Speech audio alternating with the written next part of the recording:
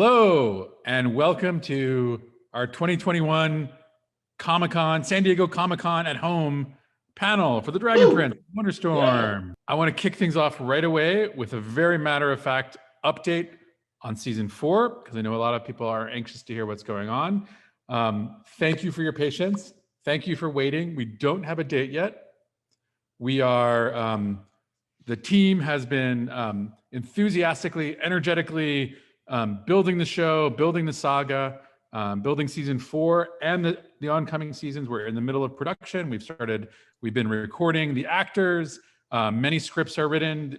Beautiful designs are coming back and storyboards. And it's a very exciting time. And so we are building it and we're excited. And I wish I could give you more news today, but I can't yet. And as soon as we have any kind of date or visibility on dates, we will provide it. But we're building something we're really proud of and that I think you're going to love. Me too. I agree. You're here. So today we're actually going to do something pretty exciting. We're going to have you see a bunch of people from Wonderstorm, from a bunch of our different teams, both our video game and our TV show people who are all intermingled are all going to show up and be on this, and you'll get to check it out and see what's going on. So in just a second, you'll see some of these panels and get to find out some Q&A, and there's a bunch of fun stuff, so stick around all the way to the end. Awesome. So for this first mini panel, we would love to give you some insight into a part of Wonderstorm that you haven't talked to as much at Comic-Con and places like that, which is our game team. And by the way, Wonderstorm from day one has been intended to be a game company and a storytelling company. So we always envisioned that we would be a team of artists and writers and engineers and designers working together to build something for fans and for players and our community. So without further ado, I want to let a group of leaders and superstars from our game team join us in this panel and introduce themselves. Woo! Come on in. Yay! Exactly. Hello. All right. Cool.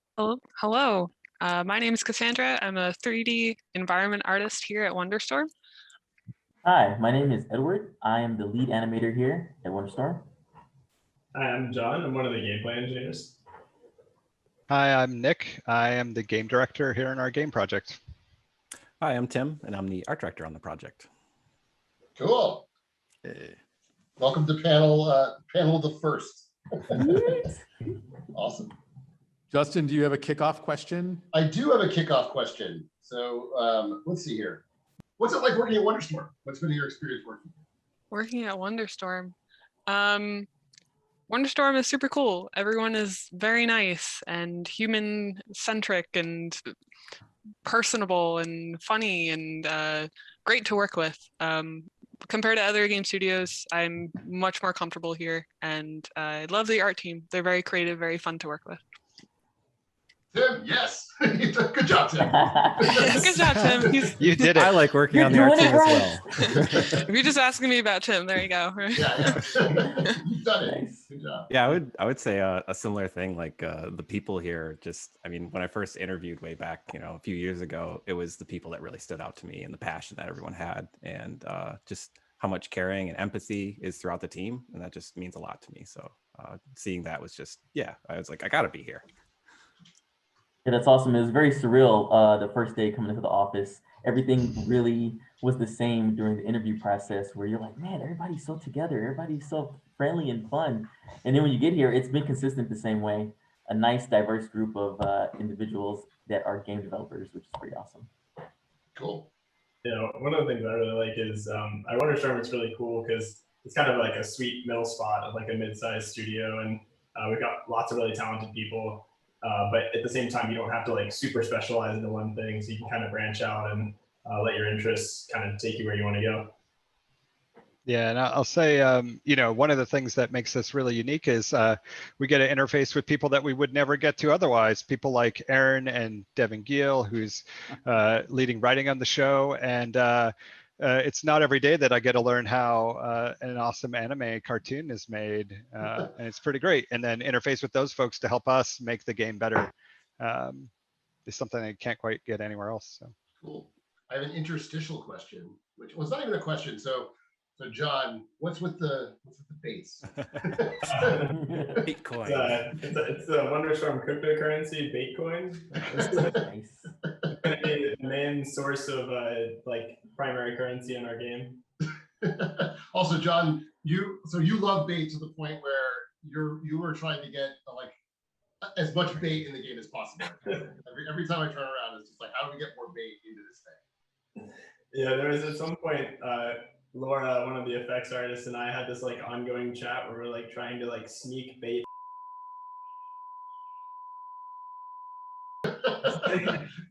I think we're gonna have to censor what you just said, John, but it is very funny.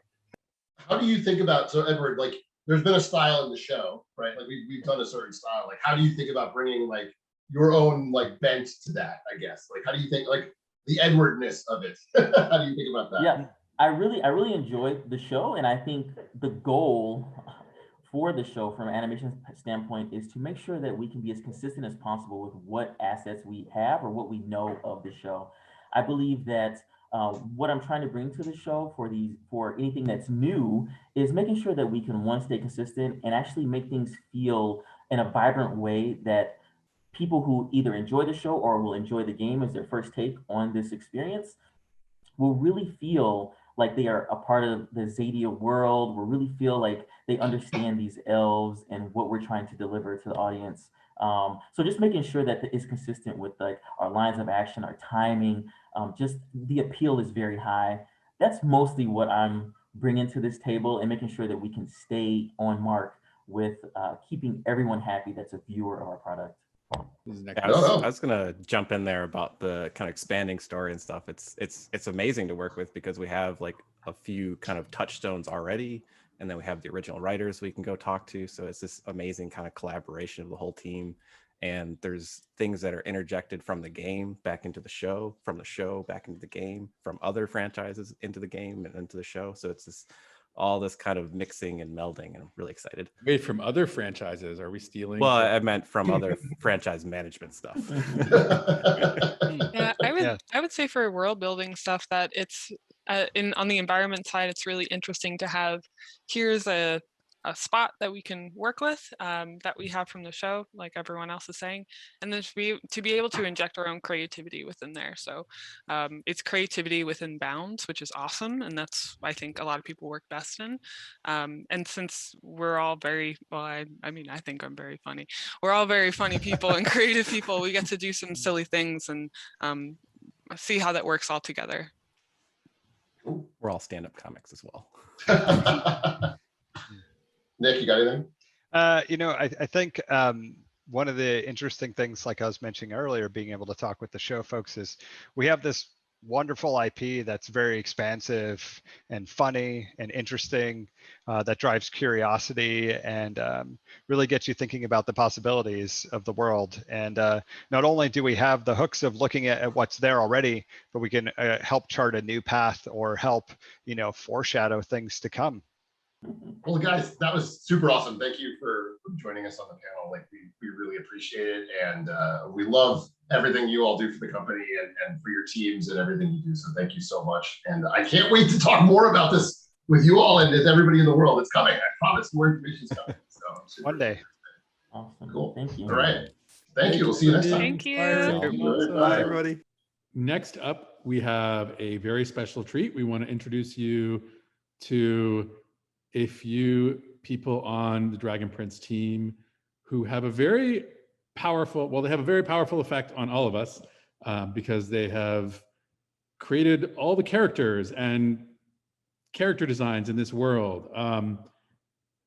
Justin and I, when we have looked at these designs over the years, I would say at least once a month, there's a design that just stops us and one of us curses, oh my, cursing, gee, like there's just such incredible genius here and brilliant acts of creation in all three of these amazing artists. And we want you to meet them because they've been building something really special for all of us. So without me kind of blurbing on unnecessarily for much longer. Let's meet them. Come on in. Come on in. Woo.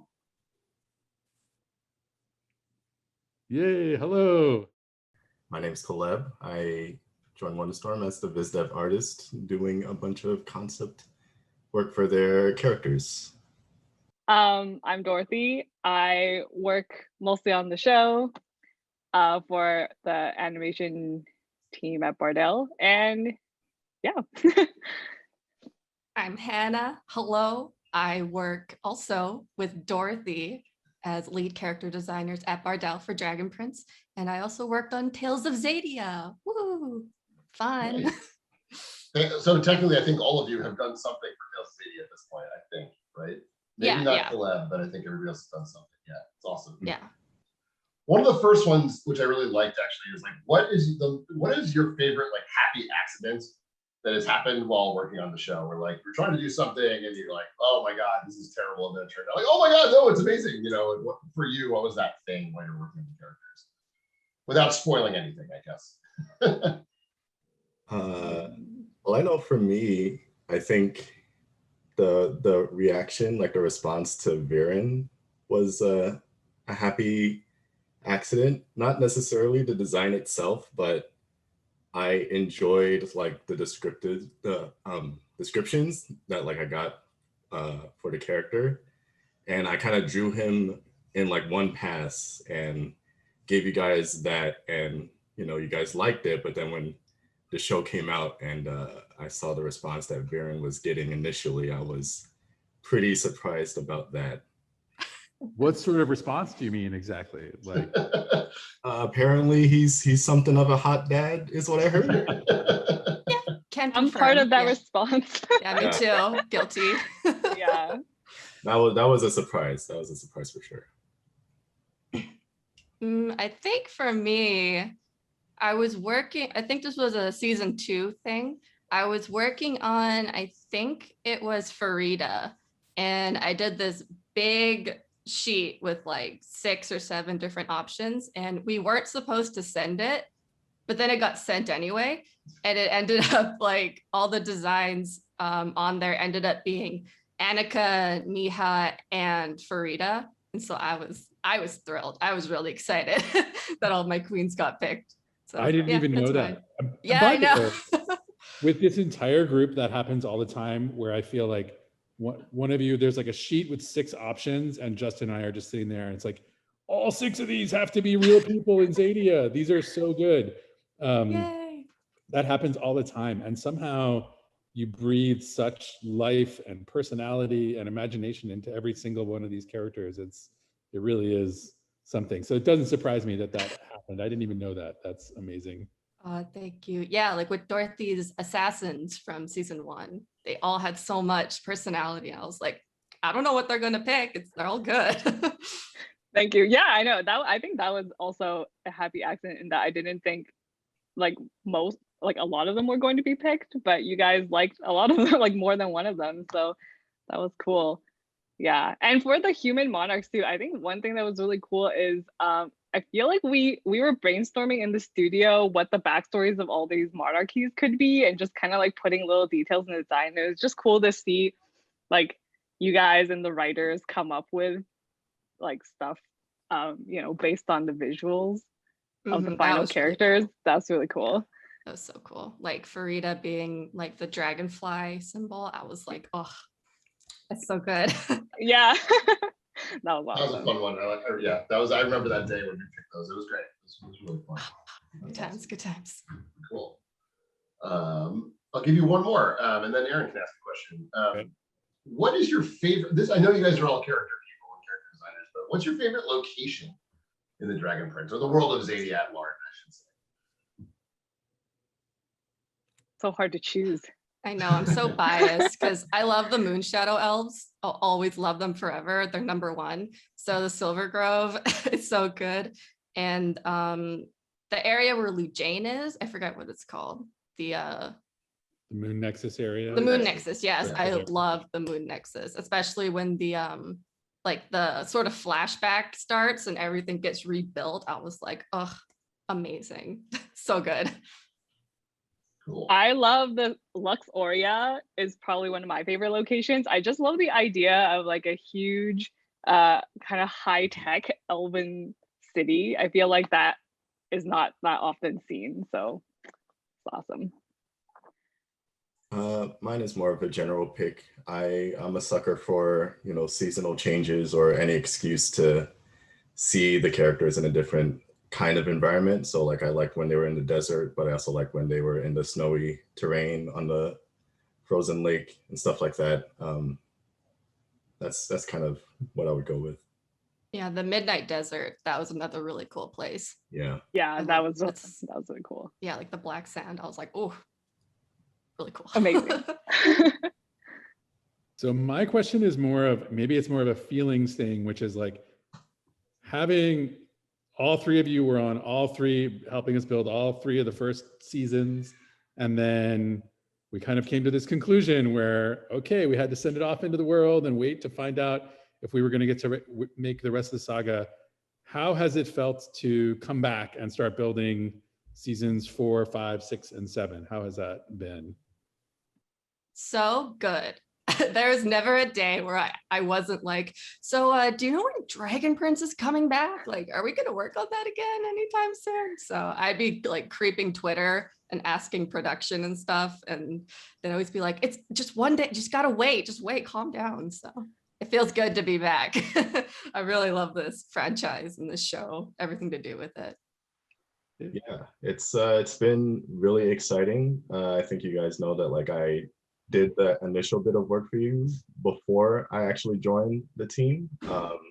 So now it kind of like really feels like I get to see what goes on underneath during the process of like these new seasons. So I'm just like excited to see, you know, what ends up on everyone's screens at some point. Yeah, and I just think, you know, without giving anything away, the next seasons are so good. Like I remember I just read the script in one go. It was amazing. I think that's it. Well, thank you so much. Yeah. And yeah, this was great. Thank you. We love your work. We love working with y'all, and we're so glad to have you on the show and working with us. So thank you. Feeling is incredibly mutual. I love being on this show. Yes. our next group is the writing team. They make up the stories and we all rewrite the scripts together on the Dragon Prince. So I know we've talked about how Wonderstorm and Bardell are incredibly collaborative, and so many voices go into every single story and script. But as we build these from the ground up, this is the team of amazing and dramatic and emotional and brilliantly funny voices who come together to help us bring these characters and these stories to life. So here's the writing team. Come on in. Welcome to the couch. And welcome to the couch, our virtual. Yeah. Hey, all right. Hi, I'm Eugene Ramos. I'm one of the staff writers on the show. Hi, I'm Michal Shek. I'm also one of the staff writers on the show. Hi, I'm Ian Hendry. Been writing on this dang old show since late 2016. I'm Paige Van Tassel. I am a third staff writer on the show. I'm Aisha Bynum. I'm the writer's assistant. I'm Joe Corcoran, former writer's assistant, current staff writer. Hi, I'm Devin Gill, and I've been writing on this dang old show since just slightly longer than Ian Hendry. I'm Vilas Fanspa, and I was the director of the first 3 seasons, and now I'm the producer on the show. Woo! Dang old show could be the memoir we write about that. A Dragon Prince memoir. So should we kick it off with some questions for the Yeah, let's do it. In what ways is the Wonderstorm or the Dragon Prince writers room similar to other writers rooms you've spent time in, and in what ways is it different, or is it more the same or different? I think one really unique thing about working at Wonderstorm is that beyond the show that we're writing, we're also we're doing a lot of world building. And so there's a lot of opportunities to think about primals and what kind of weird creatures and species might occupy the world. And so that's definitely different from other writer rooms, which are very like insular and tough to get into? Going off that, the world building is so cool and so fun, and it's serialized, and things like impact. Like I was on an episodic show where it's just like, well, in this episode, and then you kind of reset whatever cookie thing happened.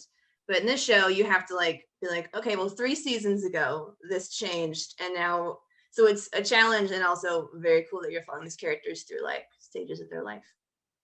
I really like our characters very, very, very much. And I think like as a team, there's such emphasis placed on, you know, making sure they have consistent voice, they have compelling and, you know, like emotional arcs that I really love pitching incredibly dramatic stuff. And I feel like there's so much richness and exciting stuff to play with in the Dragon Prince world that I get to do that like every day of my life, which is rad.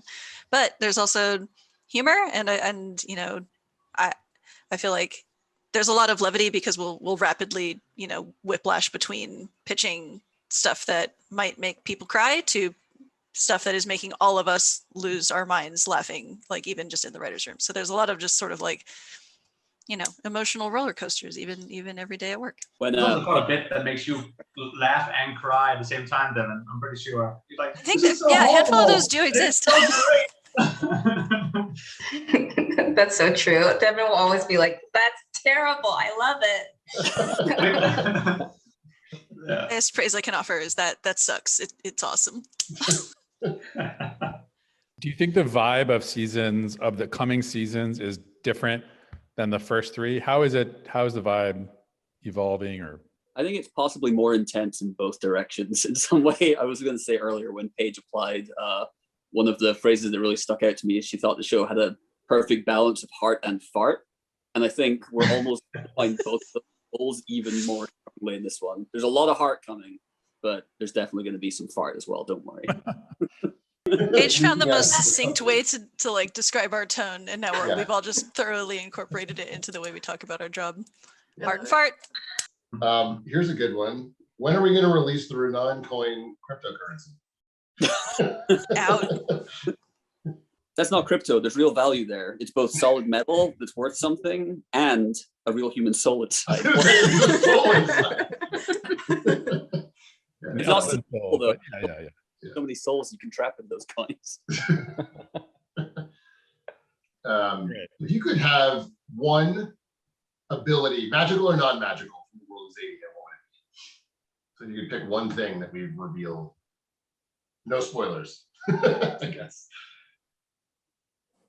I'm calling heat being mode. I want to just set myself on fire and scream and punch real hard. I can think of so many uses for that. I want to be able to invent awesome pastries like berries. Oh, that's a good one. You can do that in the real world. It is possible.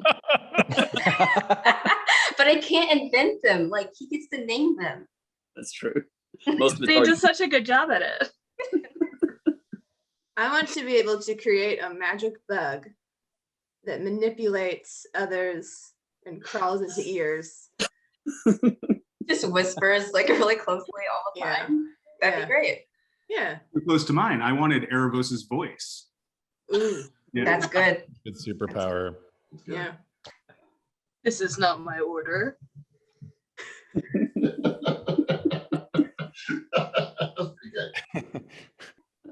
So this one is more of a setup for something later, which is we have like a process when we build stories and stuff. Would someone kind of explain a little bit about our story pitch up process so that people can have some insight into how we build a story? I was gonna say, like, can we make like a tag game out of it? So I'm gonna describe the first step, and then I'm gonna tag someone, and they're gonna say the next step, because this is an involved process that Aaron has crafted for us. The first step is story soup. It's we do a lot of just like endless brainstorming on sort of like the big picture of the story, the big character arcs, just the general sort of like, if you pull back and look at it, you know, each season has 9 episodes, like what is the A to Z of that season, and really, really leaning into just sort of like how we want the whole picture to feel. And sometimes we do story retreats where we literally spend like 4 days thinking about nothing but this from beginning of work to the end of work. It's really, really intense, really, really cool. And this is where a lot of the big ideas that define the season start to come out. And then what happens, Ian? Like many things, when you start that broad, it's good to zoom in one step at a time, one step at a time. So once we've kind of got like the big tentpole exciting moments, we kind of know roughly the kind of character arcs and stuff like that. We'll try and define like, you know, the major beats of the entire season. So that's the first time board with cork board with pins and push pin cards and so on comes into play. When we start being like, okay, so in episode 1, this might happen to Ezrin, gasp. And in episode 3, this might happen, and so on and so forth. And then we zoom in one step further to each individual episode. And after writing a premise, which is like a 1, 2, maybe 3, if you're really pushing it, page summary of what might happen in that episode, we get into the pitch out process where we want to beat out scene by scene and card by card what the episode is going to look like. And we all do that together. So we all understand and agree on what the episode is going to look like structurally. And what do we do with the pitch out page?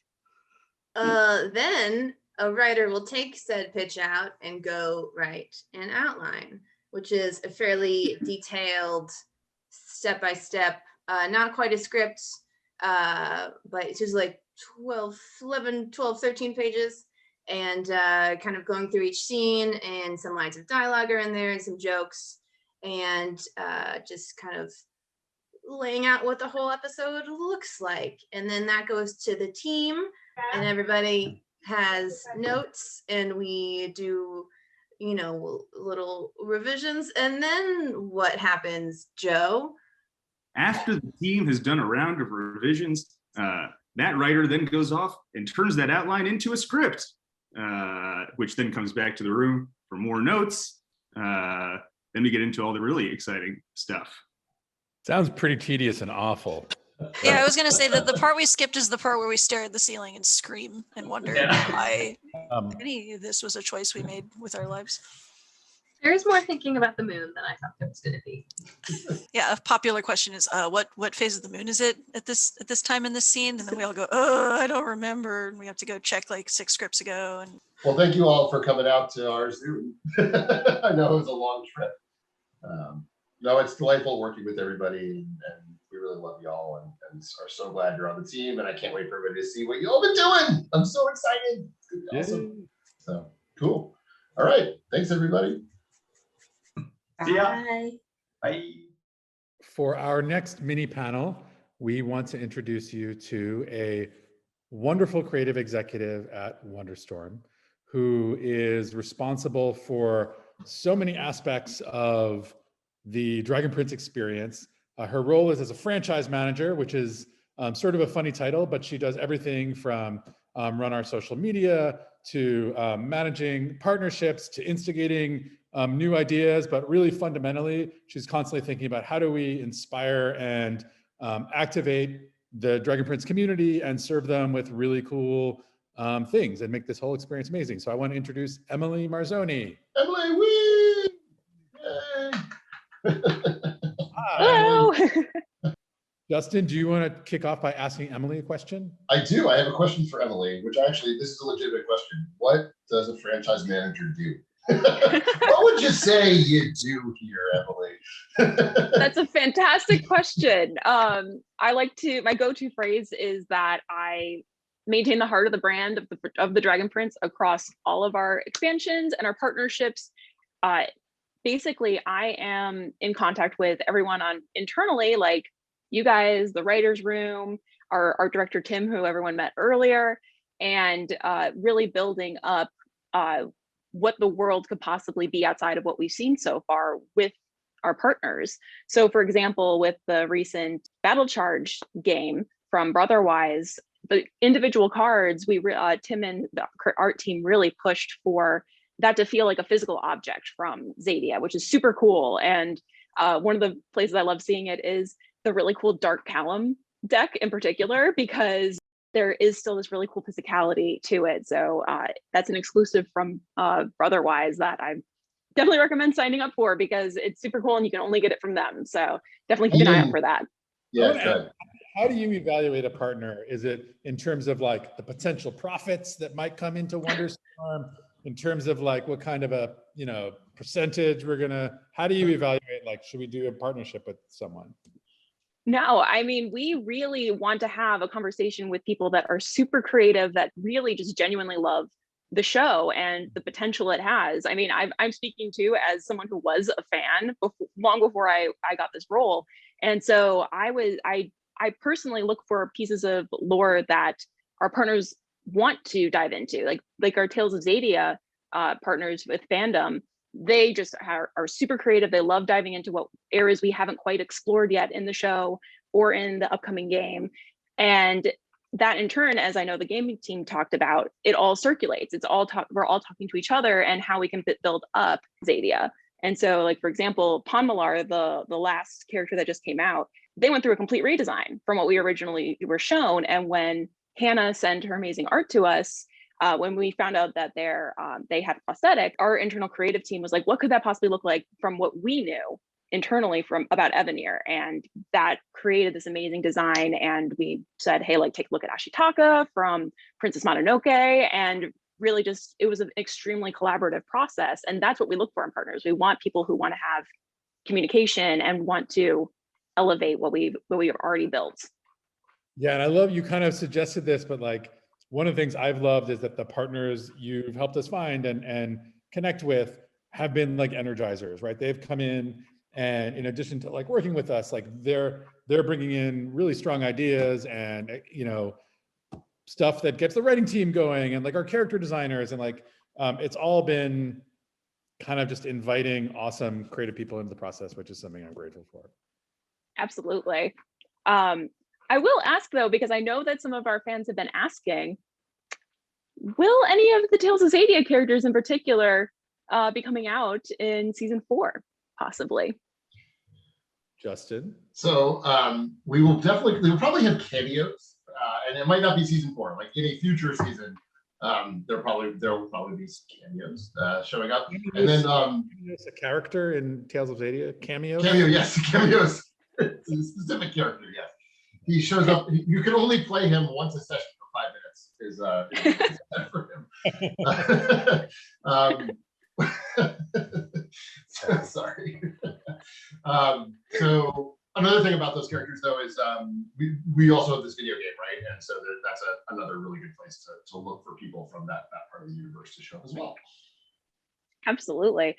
One thing the community will also love to see more of is merch, and they specifically were asking about an Erebos hoodie. Would you guys like to show off your? Oh my goodness! Off our t-shirts. Yeah. Hold on. Roll back. Yeah, exactly. Yeah. So these are. We look wearing our Dragon Prince merch. Yes, that's right. So those are from our Loot Crate partnership, and those will be coming out in the holiday season. But Sunfire, that changes colors in the sun. And the Moonshadow one, blacklight ink, so it'll glow in. Love, by the way. Yeah, no, we're super excited about these. They're awesome. They came out great. Mm-hmm. And there's also right? Yes, yeah. There's an Erebos hoodie, so their dreams come true. They will actually be able to get an Erebos style hoodie. I was just gonna say, for those of you who might be alarmed to see me wearing anything other than a black V-neck, which by the way includes my children if they're watching this. It's still there. It's under there. It's like, yeah. Exactly. You're staying true to yourself. Right. Underneath it. Yeah. And I have to ask, will there be more additional content like Through the Moon, etc.? Yes. Go ahead, Aaron. Yeah, go. Wait, additional content? You mean like books and stuff, or? Like books, yeah. Are we gonna get some more books? So I think very soon after this panel, within a few days, August 3rd, the core novel, book 2, Sky, is coming out. And shortly after that we've announced Blood Moon Huntress, which we're hard at work on with the writer Nicole Andelfinger, who, watch out for Nicole. I will say some of the most beautiful prose I've ever read in my life. I mean that. She's so good. And is that what you were prompting me to talk about? Yes. You want me You want me to announce another graphic novel? Maybe. Okay, I'm gonna do it. So we're also, Too late. we're also working with Peter Wortman again, who did a wonderful job writing Through the Moon, in a new graphic novel called The Puzzle House. And The Puzzle House focuses on the mysterious abode of Viren's former mentor, who, by the way, you'll learn about him. His name is Kapar, and a little bit about kind of what was intriguing about Kapar in the novel in Sky when that comes out in a few days. That'll be the first time you start to hear about Viren's mentor. But it kind of connects to Viren's family history and kind of history with dark magic and some weird stuff. But it's a really cool, intriguing story, and we're having fun working with Peter. And then one other thing, right? We have right now over here, somewhere on the screen, you will see some awesome sketches and stuff from the second graphic novel, which is the artist Xadia, and incredible, like really, really amazing work. Are there any other relationships that you're interested in exploring in season 4? I know that that's probably going into spoiler territory, but or is there anything you're looking forward to? Like anything in terms of, I think I'm excited to just get back in and work with everybody, but there's a kind of a cool person we're working with again, which is awesome. So Aaron, you guys like in a special treat, we've had a chance to be back in the booth with Luke Rodriguez, who's a member of the voice cast, who we worked with for a few episodes in season 1, and then he was gone, and now he's back. In case you don't know who Luke Rodriguez is, he is he plays King Harrow, and so it's been a pleasure working with him again on a new character. This is Kareem, and he's fantastic. And you'll see his original design by Caleb Thomas, who designed all our original cast, our characters. But this is a really, really intriguing and powerful character, and Luke is doing an amazing job bringing him to life. I mean, if people are interested in spoilers, we should do a thing. We'll do a thing at the end. If you stick around till the end, we'll do a thing with some secret spoilers, some spoilers for, so don't stick around to the end if you don't want to be spoiled, but if you do, we'll do like out of context spoilers, right? So it's sort of like spoilers, but not totally spoilage, but we'll do it at the very end as a reward for sticking around through the whole panel, even with all the awkward steps each other. I apologize. No problem. How has it been creating and conceiving not just 1, but 4 upcoming seasons in the middle of a pandemic? Look, it's amazing to get to work on a show that, we started 4 years ago. I mean, it's incredible. It's incredible to get to work on this stuff. It's a little different, working, I'm in a shed, Aaron's in his living room. But, I feel like our team at Wonderstorm has really rolled with it and done nothing but, take a hard circumstance and turn it into like the best possible scenario. And like, we've been pretty good about keeping up with each other, and the voice actors are all amazing. And like, I was really worried about the records, but they're killing it. It's we're working through it. I don't know. I feel like we're really, really blessed, right? There are horrible things going on, and like, this has been amazing. This has been an absolutely amazing experience so far. So I'm going to get out of here because I know for a fact that we've got some cool stuff. You got more stuff coming. You're gonna go franchise it up. I know. I gotta go. I got stuff to do. We have a really cool new story coming out for Tales of Xadia, so keep an eye out for that. I'm gonna go and work on getting that out the door for you guys. So I'll see you later.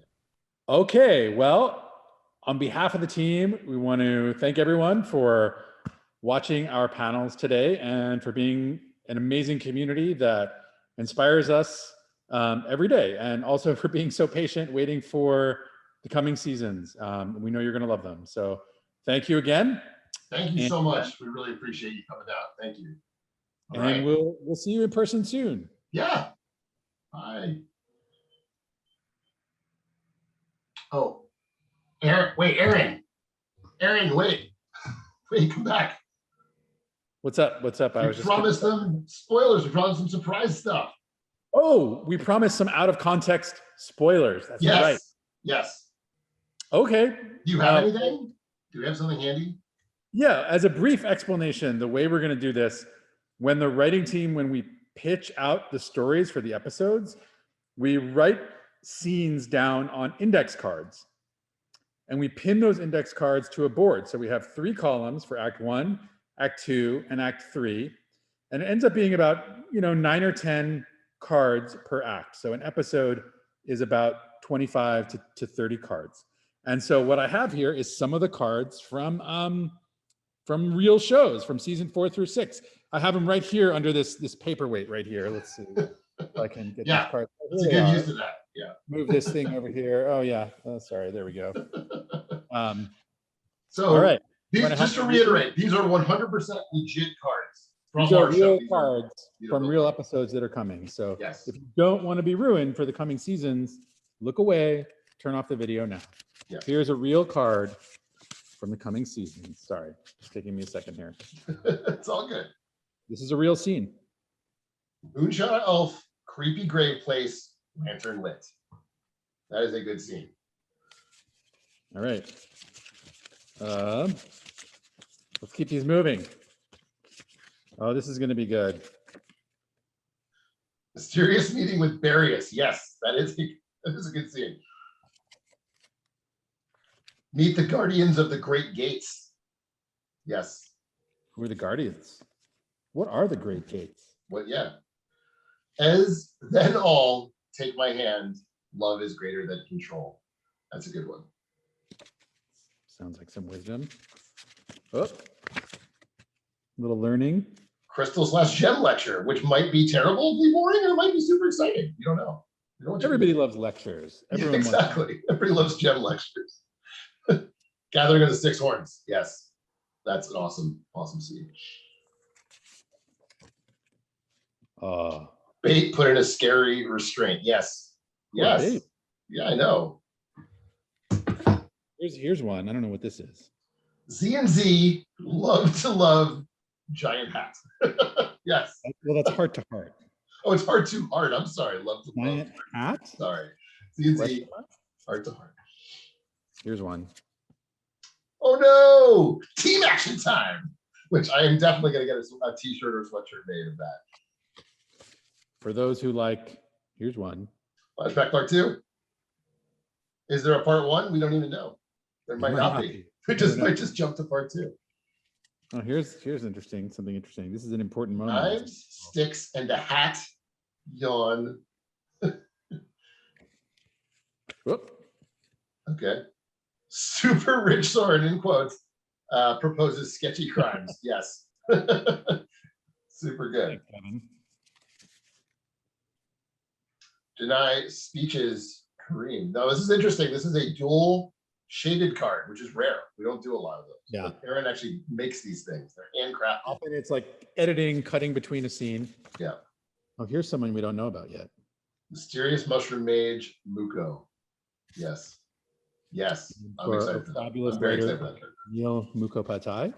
Yeah, but could be. Yeah. Soren and Zubea. Yes. That could be anything.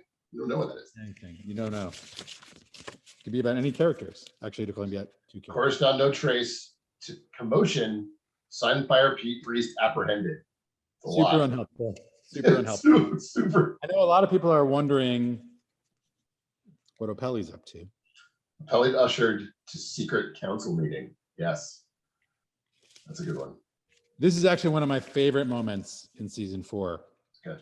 2 gates. Yes. If you would ask me what that moment was, I would have said it was probably that card. Scary ice hand scene. Yes. I like that one. That's actually one of my favorite scenes. Cool.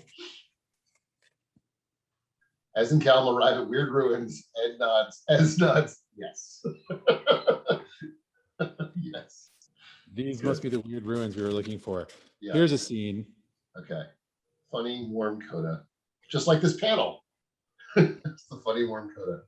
Final one. No, not final one. It's a monster.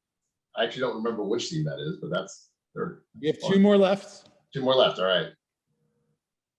Soren howls along. Yes. Howls along to what? Finally. Nix, I'm back. Yes. Such a great scene. Cool. All right. Well, that really is the Thank end. you so Thank you much. all so much. Love you. Yeah. Love you. See you We'll see you soon. soon. Thank you. All right. Bye. Bye.